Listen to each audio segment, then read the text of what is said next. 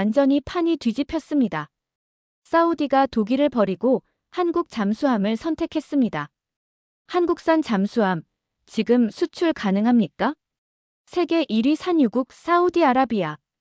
이들이 20억 유로 규모의 독일산 잠수함 계약을 날려버렸습니다. 이란의 위협, 후티 반군의 해상 공격 그리고 불안정해진 페르시아만. 사우디는 더는 기다릴 수 없었습니다. 사우디가 목숨 걸고 선택한 나라. 대한민국의 진짜 힘이 지금부터 시작됩니다. 세계가 깜짝 놀란 K잠수함의 기술력과 신뢰. 지금부터 공개합니다. 시작 전 1초면 가능한 좋아요를 눌러주세요. 영상 제작에 큰 힘이 됩니다. 한화오션 해외 영업팀에서 일하고 있는 김태현 차장입니다. 부산 마덱스가 3일 앞으로 다가온 그날 밤, 저는 사무실에 혼자 남아 있었습니다. 책상 위에는 사우디아라비아 해군 관련 자료들이 산더미처럼 쌓여 있었죠. 또 야근이야? 아내가 전화로 말했습니다. 태연아, 이번에도 안 되면 어쩌려고 그래? 저는 대답할 수 없었습니다. 솔직히 저도 두려웠거든요. 10년 전 일이 자꾸 떠올랐습니다. 그때 저는 다른 회사에서 중동 진출 프로젝트를 맡았었죠. 2년간 준비한 프로젝트였는데 마지막 순간에 모든 게 무너졌습니다. 현지 파트너가 계약을 일방적으로 파기했거든요. 김 차장, 중동은 원래 그런 곳이야. 너무 실망하지 마. 당시 상사가 했던 말이었습니다. 하지만 저에게는 위로가 되지 않았죠. 그 실패로 저는 한동안 한직으로 밀려났었습니다. 지금 한화오션에 와서 다시 기회를 잡았지만 회사 내부 분위기는 그리 좋지 않았습니다. 해외 영업부 김 부장이 제게 말했죠. 태연아, 사우디 거는 기대하지 마. 독일이 이미 선점한 시장이고 우리가 끼어들 틈이 없어. 하지만 부장님, 독일이 2014년에 계약을 파기했다는 정보가 있습니다. 그래도 말이야. 사우디가 우리를 믿겠어? 우리는 잠수함 수출 경험도 별로 없잖아. 저는 속으로 이를 악물었습니다. 이번만큼은 정말 성공하고 싶었거든요. 가족들에게도 당당한 모습을 보여주고 싶었고 10년 전의 실패를 만회하고 싶었습니다. 마덱스 준비 자료를 다시 한번 점검했습니다. 장보고3 배치2 잠수함의 재원, 리튬이온 배터리 시스템, 현무 미사일 탑재 능력까지 모든 걸 완벽하게 준비했다고 생각했죠. 그런데 불안함은 계속 엄습해왔습니다. 경쟁사인 독일 잠수함 업체 한국 지사장 한스 밀러가 어제 만난 자리에서 한 말이 계속 맴돌았거든요. 김 차장, 사우디는 이미 우리와 이야기가 다 된 상태야. 한국이 끼어들 자리는 없어. 한스 밀러는 10년 전 제가 실패했을 때도 비슷한 말을 했던 사람이었습니다. 그때도 저를 무시하는 눈빛이었죠. 새벽 2시 집에 돌아가는 길에 박영수 고문님께 전화를 드렸습니다. 박영수 고문님은 전직 해군제독 출신으로 제가 가장 믿고 의지하는 분이었죠. 고문님, 정말 이번에 될까요? 태연아, 자신감을 가져. 우리 기술은 세계 최고 수준이야. 그리고 가장 중요한 건 신뢰잖아. 신뢰요? 그래.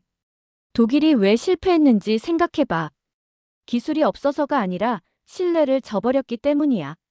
집에 도착해서도 잠이 오지 않았습니다. 딸 수민이가 거실에서 공부하고 있더군요. 아빠, 맨날 늦게 들어와서 피곤하지 않아? 괜찮다, 수민아. 아빠가 중요한 일을 하고 있거든. 또 외국 나가는 거야? 엄마가 걱정하시던데. 저는 딸의 머리를 쓰다듬으며 말했습니다. 이번만 성공하면 아빠가 정말 당당해질 수 있어. 마덱스 당일까지 3일. 저에게는 마지막 기회였습니다. 실패하면 더 이상 기회는 없을 거라는 걸 알고 있었죠. 그래서 더욱 간절했습니다.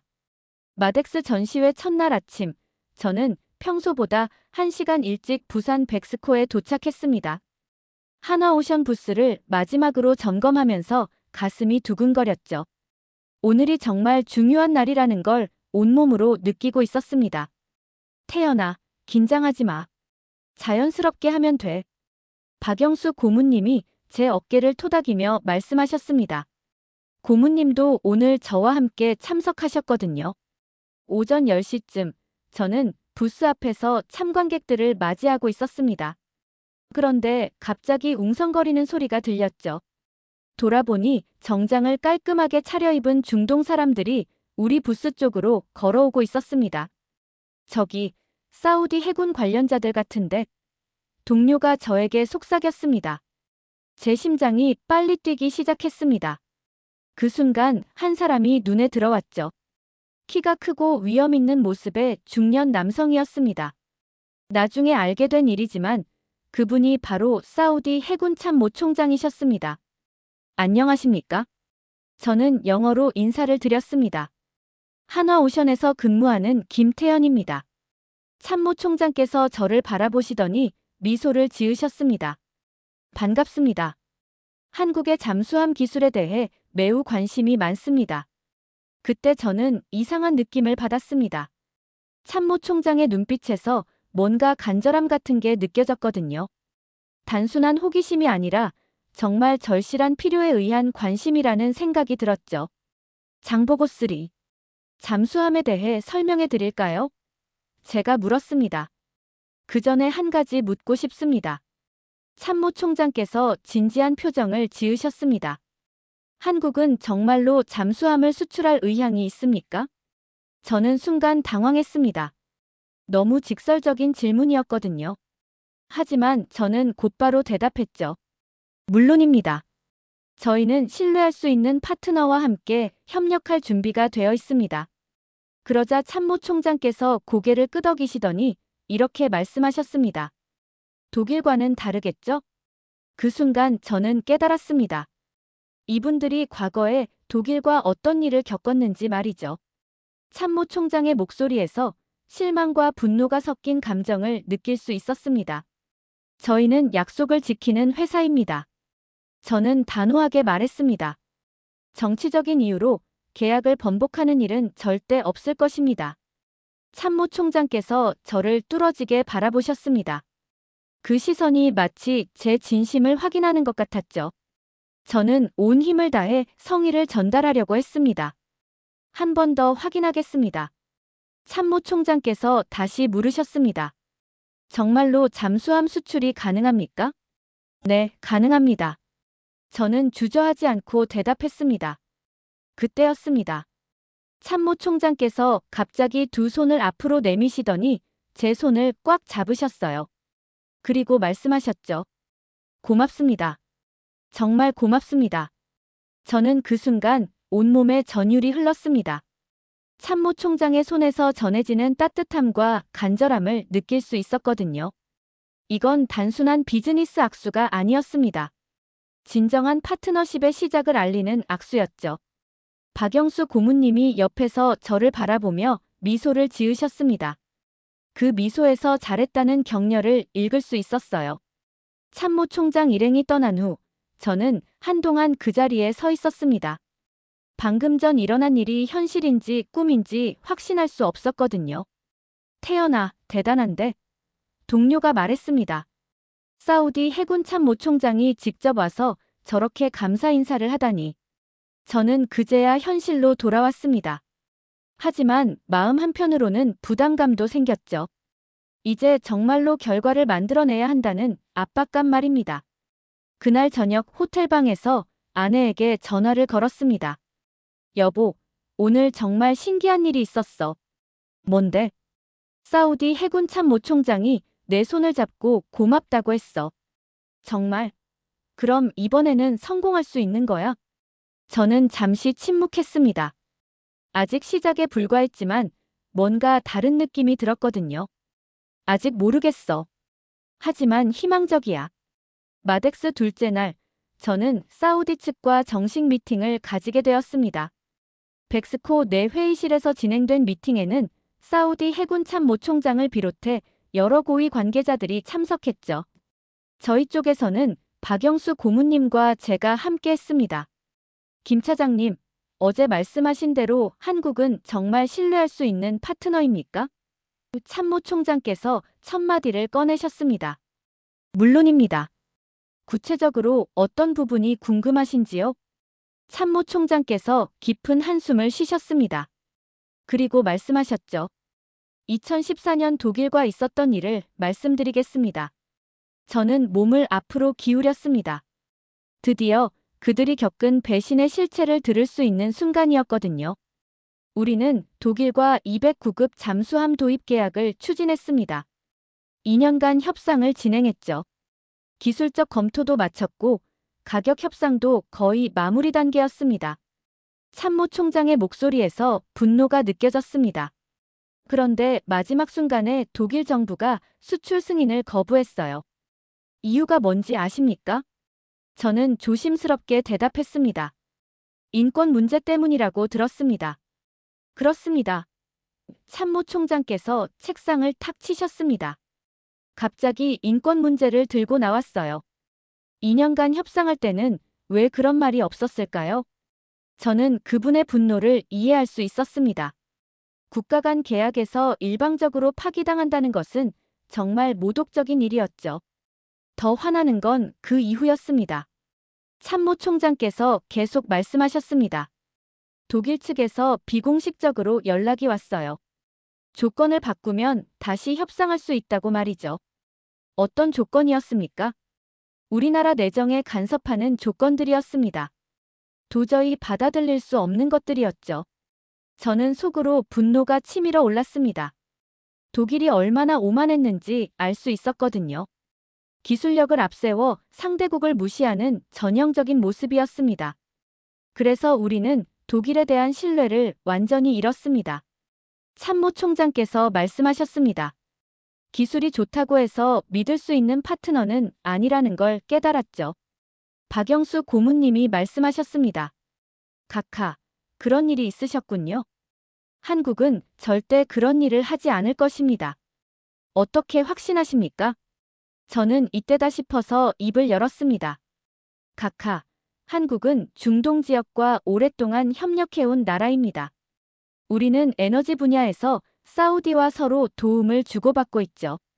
정치적 이유로 계약을 파기한다는 것은 우리에게도 손해가 됩니다. 그리고 가장 중요한 것은 저는 잠시 말을 멈췄습니다. 한국은 강대국이 아닙니다. 우리도 과거에 강대국들로부터 무시당한 경험이 있어요. 그래서 상대방의 마음을 이해할 수 있습니다. 참모총장께서 저를 바라보셨습니다. 그 눈빛에서 뭔가 달라진 것을 느낄 수 있었죠. 한국은 약속을 지키는 나라입니다. 저는 계속 말했습니다.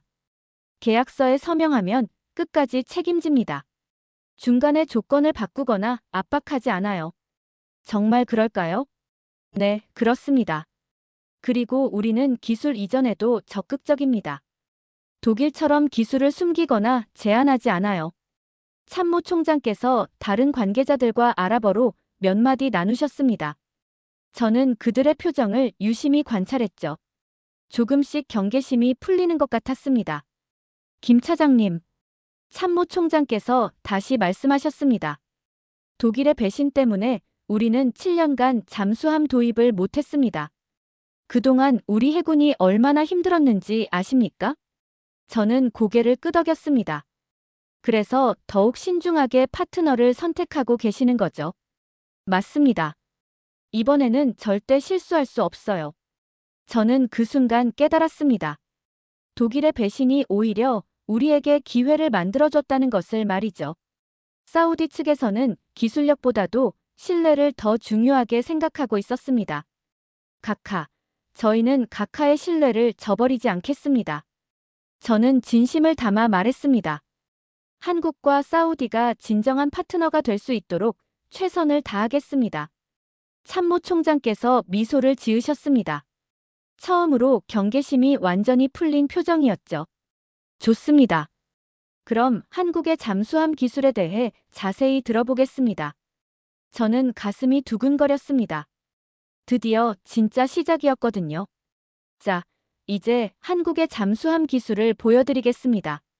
저는 노트북을 열며 말했습니다. 손이 약간 떨렸지만 최대한 침착하게 행동하려고 했죠. 화면에 장보고 3 배치2의 웅장한 모습이 나타났습니다. 참모총장과 사우디 관계자들의 눈빛이 달라지는 걸 느낄 수 있었어요. 이것이 저희 장보고3 배치2 잠수함입니다. 3,600톤급으로 세계 최고 수준의 성능을 자랑하죠. 3,600톤이면 상당히 큰 편이군요. 한 관계자가 말했습니다. 네, 맞습니다. 하지만 크기보다 중요한 건 성능이죠. 저는 다음 슬라이드로 넘어갔습니다. 가장 혁신적인 부분을 말씀드리겠습니다. 화면에 리튬이온 배터리 시스템 설명이 나타났습니다. 저는 이 부분에서 특히 자신감을 느꼈어요. 우리가 정말 앞서 있는 기술이었거든요. 기존 잠수함들은 대부분 납축전지를 사용합니다. 하지만 저희는 리튬이온 배터리를 탑재했어요. 리튬이온 배터리요? 참모총장께서 몸을 앞으로 기울이셨습니다. 네, 이게 정말 혁명적입니다. 저는 열정적으로 설명했습니다.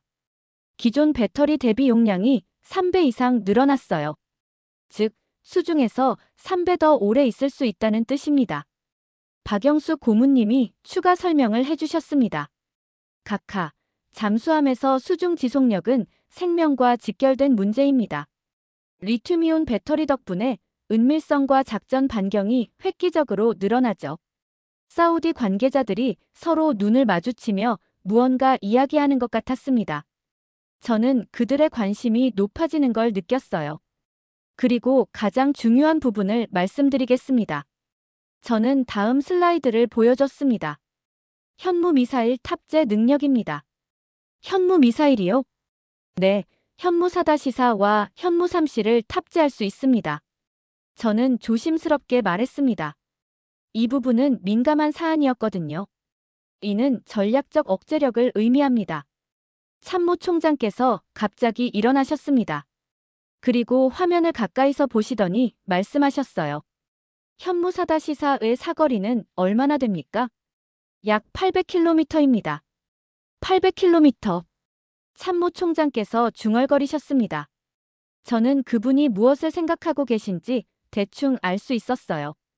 페르시아만에서 800km면 상당한 지역을 커버할 수 있었거든요. 각하, 궁금한 게 있습니다. 한 관계자가 말했습니다. 한국도 이런 잠수함을 실제로 운용하고 있습니까? 물론입니다. 박영수 고문님이 대답하셨습니다. 저는 현역 시절 이 잠수함들과 함께 작전을 수행했습니다. 성능은 검증되어 있어요. 저는 고문님의 말씀에 감사했습니다. 실전 경험자의 증언만큼 설득력 있는 건 없었거든요. 그런데 독일 잠수함과 비교하면 어떻습니까? 참모총장께서 핵심적인 질문을 하셨습니다. 저는 이 질문을 기다렸습니다. 독일의 209급은 1970년대 기술입니다. 물론 개량을 했지만 근본적 한계가 있어요. 반면 저희 장보고3는 2020년대 최신 기술의 집약체입니다. 구체적으로 어떤 차이가 있죠? 스텔스 성능부터 차이가 납니다. 저는 자신 있게 말했습니다. 소음 수준이 독일 잠수함보다 현저히 낮아요. 그리고 센서 시스템도 한 세대 앞섭니다. 사우디 관계자 중 한 명이 기술적인 질문을 던졌습니다. 어뢰 발사관은 몇 개입니까? 8개입니다. 그리고 수직 발사관도 별도로 있어요. 수직 발사관이요? 네, 미사일 발사용입니다. 이건 독일 잠수함에는 없는 기능이죠. 참모총장께서 다시 자리에 앉으시더니 깊은 생각에 잠기셨습니다. 저는 조용히 기다렸어요. 압박하지 않고 그분들이 충분히 소화할 시간을 드리고 싶었거든요. 김 차장님, 참모총장께서 입을 여셨습니다. 솔직히 말씀드리면 우리는 기술적으로 가장 앞선 잠수함을 원합니다. 돈은 문제가 아니에요. 저희 잠수함이 바로 그런 잠수함입니다. 저는 확신에 찬 목소리로 말했습니다. 정말 그렇다고 생각하십니까? 네, 확신합니다. 그리고 가장 중요한 건 저는 잠시 멈췄습니다. 저희는 이 기술을 사우디와 함께 나누고 싶습니다. 숨기지 않고 말이죠. 그때 참모총장께서 미소를 지으셨습니다. 처음으로 보는 환한 미소였어요. 좋습니다. 더 자세한 이야기를 나눠보죠. 저는 그 순간 승리를 확신했습니다. 장보고3의 진짜 실력이 그들을 사로잡았거든요. 세 번째 미팅이 시작되기 전 참모총장께서 저에게 개인적인 이야기를 꺼내셨습니다. 회의실에는 저와 박영수 고문님, 그리고 참모총장만 남아 있었죠. 김 차장님, 우리가 왜 이렇게 간절하게 잠수함을 찾고 있는지 말씀드리겠습니다. 저는 몸을 앞으로 기울였습니다. 드디어 그들의 진짜 속사정을 들을 수 있는 순간이었거든요. 홍해와 페르시아만 상황이 얼마나 심각한지 아십니까? 언론 보도로만 알고 있습니다. 저는 솔직하게 대답했습니다. 참모총장께서 깊은 한숨을 쉬셨습니다. 후티 반군의 공격이 갈수록 대담해지고 있어요. 작년에만 우리 상선 3척이 공격당했습니다. 3척이나요? 저는 깜짝 놀랐습니다. 그뿐만 아닙니다. 이란이 페르시아만에 배치한 잠수함들 때문에 우리 해군이 제대로 작전을 수행할 수 없어요. 박영수 고문님이 끼어드셨습니다. 각하, 이란이 잠수함을 얼마나 보유하고 있습니까? 정확한 숫자는 기밀이지만 참모총장께서 잠시 망설이셨습니다. 상당합니다. 그리고 계속 늘어나고 있어요. 저는 사우디의 절박함을 이해할 수 있었습니다. 해상 교통로가 막히면 경제가 마비되는 상황이었거든요. 가장 큰 문제는 우리가 상대할 수단이 없다는 겁니다. 참모총장께서 계속 말씀하셨습니다. 수상함으로는 잠수함을 상대하기 어려워요. 그래서 잠수함이 필요하신 거군요. 맞습니다. 잠수함으로 잠수함을 잡아야 해요. 그리고 우리도 은밀하게 작전을 수행할 수 있어야 합니다. 저는 그때 지도를 펼쳐보았습니다. 홍해에서 페르시아만까지의 거리를 가늠해 보니 장보고3의 작전 반경이 딱 맞았어요. 각하, 저희 잠수함이면 홍해에서 페르시아만까지 충분히 커버할 수 있습니다. 정말입니까? 네, 리튬이온 배터리 덕분에 장거리 작전이 가능해요. 그리고 현무 미사일로 원거리 타격도 할 수 있고요. 참모총장께서 눈을 반짝이셨습니다. 그렇다면 후티 반군 기지도 타격할 수 있겠군요. 이론적으로는 가능합니다. 저는 조심스럽게 답했습니다. 하지만 그건 사우디가 결정할 문제죠. 그때 참모총장께서 갑자기 일어나서 창밖을 바라보셨습니다. 부산 앞바다가 보이는 곳이었어요. 김 차장님, 우리나라 젊은 해군들이 매일 위험한 바다에서 임무를 수행하고 있습니다. 저는 그분의 목소리에서 무거운 책임감을 느꼈습니다. 작년에 우리 초계함 한 척이 기뢰에 걸려 침몰할 뻔했어요. 다행히 인명피해는 없었지만 그런 일이 있었군요. 네, 그때 제가 느꼈습니다. 우리에게는 더 강력한 수중 전력이 필요하다고 말이죠. 참모총장께서 다시 자리로 돌아오셨습니다. 그리고 저를 똑바로 바라보며 말씀하셨어요. 김 차장님, 이건 단순한 무기 구매가 아닙니다. 우리 해군의 생존이 걸린 문제예요. 저는 그 순간 무거운 책임감을 느꼈습니다. 단순히 계약을 따내는 게 아니라 사우디 해군의 미래가 달린 일이었거든요. 각하의 마음을 이해합니다. 저는 진심으로 말했습니다. 저희도 과거에 비슷한 위기를 겪었어요. 북한의 잠수함 위협 때문에 얼마나 고생했는지 아십니까? 그렇죠. 한국도 같은 상황이었군요. 네, 그래서 더 이해할 수 있습니다. 그리고 저희 잠수함이 각하의 고민을 해결해 드릴 수 있다고 확신해요. 박영수 고문님이 추가로 말씀하셨습니다. 각하, 잠수함은 단순한 무기가 아닙니다. 전략적 균형을 바꾸는 게임 체인저죠. 맞습니다. 참모총장께서 고개를 끄덕이셨습니다. 그래서 우리는 최고의 잠수함이 필요해요. 저희가 바로 그 최고의 잠수함을 제공하겠습니다. 저는 확신에 찬 목소리로 말했습니다. 참모총장께서 마지막으로 물으셨습니다. 김 차장님, 정말 우리를 도와주시겠습니까? 네, 반드시 도와드리겠습니다. 저는 주저하지 않고 대답했습니다. 그 순간 저는 이 일이 단순한 비즈니스를 넘어선다는 걸 깨달았습니다. 한국과 사우디의 진정한 파트너십이 시작되는 순간이었거든요. 마덱스 마지막 날, 저는 가장 중요한 프레젠테이션을 준비했습니다. 기술적인 설명은 충분히 했고, 이제는 한국이 어떤 파트너인지 보여줄 차례였죠. 각하, 오늘은 한국의 방산 수출 철학에 대해 말씀드리고 싶습니다. 저는 새로운 슬라이드를 열었습니다. 철학이요? 참모총장께서 흥미로운 표정을 지으셨습니다. 네, 저희는 무기를 팔 때 정치적 조건을 붙이지 않습니다. 회의실이 갑자기 조용해졌습니다. 사우디 관계자들이 서로 눈을 마주치는 것을 봤어요. 아마 독일 사례가 떠올랐을 거예요. 구체적으로 어떤 의미입니까? 한 관계자가 물었습니다. 저는 미리 준비한 자료를 보여줬습니다. 저희가 지금까지 수출한 모든 무기는 계약대로 납품되었습니다. 중간에 조건을 바꾸거나 압박한 적이 없어요. 박영수 고문님이 추가 설명을 해주셨습니다. 한국은 작은 나라입니다. 신뢰를 잃으면 생존할 수 없어요. 그래서 약속은 반드시 지킵니다. 하지만 미국이나 다른 서방 국가들의 압박은 어떻게 하십니까? 참모총장께서 핵심을 찌르는 질문을 하셨습니다. 저는 이 질문을 예상했습니다. 각하, 한국은 독립적인 방산 정책을 가지고 있습니다. 물론 동맹국들과 협의는 하지만 최종 결정은 우리가 내려요. 정말 그럴까요? 참모총장께서 의심스러운 표정을 지으셨습니다. 예를 들어보겠습니다. 저는 다른 슬라이드를 보여줬습니다. 저희는 폴란드에 K2 전차와 K9 자주포를 수출했어요. 총 170억 달러 규모죠. 그게 어떤 의미입니까? 폴란드는 나토 회원국입니다. 하지만 저희는 독자적으로 계약을 체결했어요. 다른 나라의 눈치를 보지 않았죠. 사우디 관계자들이 관심을 보이기 시작했습니다. 저는 계속해서 설명했어요. 그리고 가장 중요한 건 저는 목소리에 힘을 넣었습니다.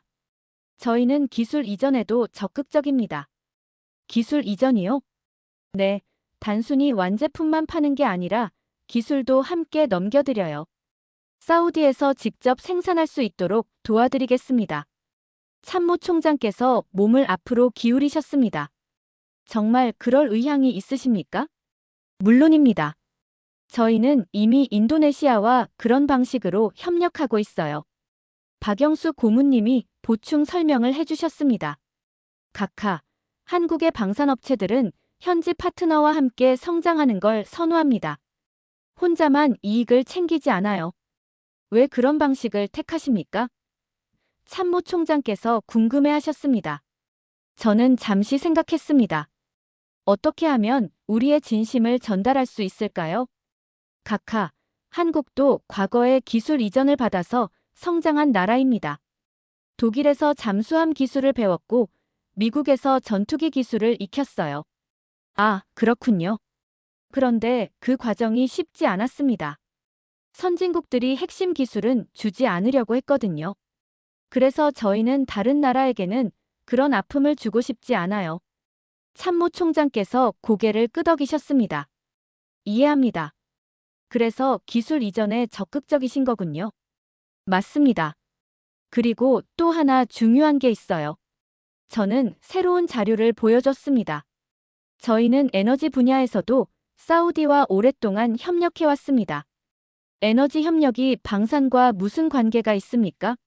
신뢰관계입니다. 저는 단호하게 말했습니다. 저희는 사우디로부터 석유를 안정적으로 공급받고 있어요. 그 신뢰를 바탕으로 방산 협력도 가능한 거죠. 사우디 관계자 중 한 명이 말했습니다. 그러고 보니 한국은 우리의 중요한 에너지 파트너죠. 네, 맞습니다. 저는 미소를 지었습니다. 저희는 이미 오랜 파트너입니다. 이제 그 관계를 방산 분야로 확장하는 거예요. 참모총장께서 마지막 질문을 하셨습니다. 김 차장님, 만약 국제 정세가 변하면 어떻게 하시겠습니까? 저는 주저하지 않고 대답했습니다. 각하, 계약은 계약입니다. 국제 정세가 어떻게 변하든 저희는 약속을 지킬 겁니다. 정말 확신하십니까? 네, 확신합니다. 그게 한국이 살아남는 방법이거든요. 그때 참모총장께서 일어나서 제 손을 잡으셨습니다. 김 차장님, 당신들이 진정한 파트너라는 걸 알겠습니다. 저는 그 순간 가슴이 뭉클했습니다. 드디어 신뢰를 얻었다는 확신이 들었거든요. 각하, 저희도 사우디를 진정한 파트너로 생각합니다. 마덱스가 끝난 다음 주, 저는 회사에서 긴급 회의에 참석했습니다. 사우디 프로젝트의 파급 효과가 예상보다 훨씬 컸거든요. 태연아, 대단한 일을 해냈구나. 김 부장님이 말씀하셨습니다. 일주일 전만 해도 회의적이었던 분이 완전히 달라져 있었어요. 아직 계약이 확정된 건 아닙니다. 저는 조심스럽게 답했습니다. 하지만 UAE에서 연락이 왔어. 박영수 고문님이 놀라운 소식을 전해주셨습니다. 사우디 소식을 듣고 관심을 보이고 있다는군. 저는 깜짝 놀랐습니다. UAE에서요? 그래. 그리고 쿠웨이트에서도 비공식 문의가 들어왔어. 저는 그제야 상황의 심각성을 깨달았습니다. 사우디 한 나라의 결정이 중동 전체에 영향을 미치고 있었거든요. 왜 갑자기 이런 일이 벌어지는 걸까요? 저는 궁금했습니다. 박영수 고문님이 설명해 주셨습니다. 태연아, 중동에서는 사우디의 영향력이 절대적이야. 사우디가 선택한 무기는 다른 나라들도 주목하게 돼 있어. 그런 의미인가요? 맞아. 그리고 또 하나는 고문님이 잠시 말을 멈추셨습니다. 중동 국가들이 기존 서방 무기에 실망하고 있어. 김 부장님이 추가로 설명해 주셨습니다. 미국 무기는 너무 비싸고 조건이 까다로워. 유럽 무기들은 독일 사례처럼 신뢰성에 문제가 있고. 그래서 한국이 대안으로 떠오르고 있는 거구나. 저는 이해했습니다. 그때 제 휴대폰이 울렸습니다. 사우디 참모총장님에게서 온 메시지였어요. 김 차장님, 내일 화상회의가 가능하십니까? 중요한 이야기가 있습니다. 저는 가슴이 두근거렸습니다. 뭔가 큰일이 벌어질 것 같은 예감이 들었거든요. 다음 날 화상회의에서 참모총장께서 놀라운 소식을 전해주셨습니다. 김 차장님, 우리 정부에서 잠수함 도입을 공식 승인했습니다. 정말입니까? 저는 소리를 지를 뻔했습니다. 네, 그리고 수량도 결정했어요. 6척입니다. 6척이요? 저는 믿을 수 없었습니다. 원래 예상했던 것보다 훨씬 많은 수량이었거든요. 네, 우리는 확실하게 하고 싶어요. 그리고 참모총장께서 잠시 멈추셨습니다. 이란이 새로운 잠수함을 배치했다는 정보가 들어왔어요. 저는 긴장했습니다. 어떤 잠수함입니까? 키로급 개량형으로 보입니다. 러시아에서 들여온 것 같아요. 박영수 고문님이 심각한 표정을 지으셨습니다. 그렇다면 페르시아만의 균형이 깨진 거군요. 맞습니다. 참모총장께서 고개를 끄덕이셨습니다. 그래서 우리도 서둘러야 해요. 더 이상 늦출 수 없습니다. 저는 상황의 급박함을 느꼈습니다. 이건 단순한 무기 거래가 아니라 지역 안보와 직결된 문제였거든요. 각하, 저희가 최대한 빨리 도와드리겠습니다. 고맙습니다. 그런데 또 하나 말씀드릴 게 있어요. 무엇입니까? 다른 걸프 국가들도 관심을 보이고 있어요. UAE는 이미 공식 문의를 했고 바레인도 검토 중입니다. 저는 한국 방산업의 새로운 가능성을 봤습니다. 중동이 통째로 한국 무기로 바뀌는 상황이 벌어지고 있었거든요. 각하, 그렇다면 지역 전체가 한국 무기 체계로 통합될 수도 있겠군요. 그런 가능성이 높습니다. 그리고 그게 우리에게도 유리해요. 훈련이나 정비에서 협력할 수 있거든요. 저는 흥분을 감출 수 없었습니다. 한국이 중동 해군력의 표준이 될 수도 있는 상황이었어요. 김 차장님, 참모총장께서 마지막으로 말씀하셨습니다. 이제 중동의 해양 전략이 바뀌고 있습니다. 그 중심에 한국이 있어요. 저는 그 순간 엄청난 책임감을 느꼈습니다. 한국의 위상이 달라지고 있었고, 저는 그 변화의 한복판에 서 있었거든요. 화상회의가 끝난 후, 저는 창밖을 바라봤습니다. 한강이 흐르는 서울 풍경이 새롭게 보였어요. 우리나라가 정말 세계적인 무기 강국이 되고 있다는 실감이 들었거든요. 이제 시작이야. 저는 혼잣말로 중얼거렸습니다. 정말 새로운 시대가 열리고 있었어요. 계약 체결일 당일, 저는 일찍 사무실에 나왔습니다. 오늘은 제 인생에서 가장 중요한 날이 될 것 같았거든요. 사우디 측과의 최종 서명식이 예정되어 있었어요. 태연아, 준비는 다 됐지? 박영수 고문님이 물어보셨습니다. 네, 모든 서류를 점검했습니다. 저는 두꺼운 계약서 뭉치를 보며 답했습니다. 오전 10시 사우디 참모총장님과 대표단이 하나오션 본사에 도착하셨습니다. 정식 서명식을 위해서였죠. 저는 로비에서 그분들을 맞이했습니다. 각하, 한국에 오신 걸 환영합니다. 김 차장님, 드디어 이날이 왔군요. 참모총장께서 제 손을 꽉 잡으셨습니다. 그 손에서 뜨거운 감동이 전해졌어요. 회의실로 이동하는 길에 참모총장께서 저에게 개인적인 이야기를 해주셨습니다. 김 차장님, 솔직히 처음에는 반신반의했어요. 한국이 정말 우리를 도와줄 수 있을까 하고 말이죠. 지금은 어떠십니까? 완전히 바뀌었습니다. 참모총장께서 미소를 지으셨습니다.